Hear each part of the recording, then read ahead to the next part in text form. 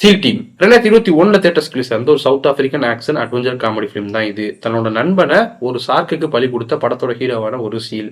அவன் ஒட்டுமொத்த சீல் இனத்துக்குமே த்ரெட்டா இருக்க இந்த சார்க்ஸை ஏதாவது பண்ணணும், ஒரு எந்த ஒரு பயமும் இல்லாத ஒரு ஃப்ரீயான ஒரு லைஃப் ஒன்று மொத்த சீல் கிரியேச்சர்ஸ்க்குமே கொடுக்கணும் அப்படிங்கிறதுக்காக களத்தில் ஒரு டீம் ஒன்று ரெடி பண்ணி இறங்குறான். அதுக்கப்புறம் என்னாச்சு அப்படிங்கிறது தான் இந்த படத்துக்கான கதை. இதே டைட்டில் ஆல்ரெடி சில சீரிஸ் வந்திருக்கும் போல இது படமா ரிலீஸ் இருக்க ஒன்று. ஒரு பெரிய மாஸ் ஹீரோவோட கதைன்னு எடுத்துக்கிட்டீங்கன்னா அதுல காமனா ஒரு விஷயம் இருக்கும்ல, அதுக்கு சிமிலரான ஒரு லைன் ஒன்று இந்த கதையிலையுமே இருக்கு. சில கேரக்டர்ஸை அதுக்கு ஏற்ற மாதிரி வச்சுதான் இந்த கதை எழுதப்பட்டிருக்கு. குறிப்பா ஆல்ரெடி ஒரு டீம் ஒன்று ஃபார்ம் பண்ணி ஒரு பெரிய சார்க்கு ஒரு சீல் ஒன்று இருந்திருக்கும். அது ஒரு டெஸ்பரேட்டர் லைஃப் ஒன்று வாழ்ந்துகிட்டு இருக்கும். இது எல்லாமே நீங்க இங்க தமிழ்ல முதற்கொண்டு பார்க்குற சில பெரிய மாஸ் ஹீரோவோட படங்களை ஞாபகப்படுத்துற விதத்துல தான் இந்த கதைக்கான அந்த அடித்தளம்ங்கிறது அமைக்கப்பட்டிருக்கு. இதுல புதுசு என்னன்னா இது எல்லாத்தையுமே சி கிரியேட்டர்ஸை வச்சு அவங்க காமிச்சிருக்க விதம்.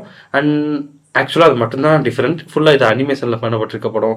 மித்தபடி பேஸ் என்னதான் அதுக்கு ரொம்பவே சிமிலர் இருக்குன்னு சொன்னால் கூட மேலோட்டமாக பார்த்தீங்கன்னாலும் பல விஷயங்கள் ஒரு பெரிய மாஸ் ஹீரோவோட நீங்கள் தமிழ் சினிமா எடுத்துக்கலாம், இல்லை ஒரு டோலிவுட் ஃபிலிம் எடுத்துக்கலாம், இதுக்கெல்லாம் ரொம்பவே சிமிலரான மாதிரியான ஸ்க்ரீன் பிளேவும் தான் இதில் அமைக்கப்பட்டிருக்கு. குறிப்பாக பல காட்சிகள் அங்க ஒரு அனிமேஷன்ல கதை சொல்றதுக்கு தான் அவங்க இதை பயன்படுத்துறாங்க. பட் இங்க நம்ம லைவ் ஆக்ஷன்ல நம்ம ஹீரோஸை வச்சு தான் பண்ணிட்டு இருப்போம். எனிவே நமக்கு ரொம்ப பழக்கப்பட்ட ஒரு ஸ்கிரீன் பிளே தான். அந்த வகையில நம்மள மாதிரியான ஆடியன்ஸை இது ரொம்பவே ஈஸியா சாட்டிஸ்ஃபை பண்ணும்.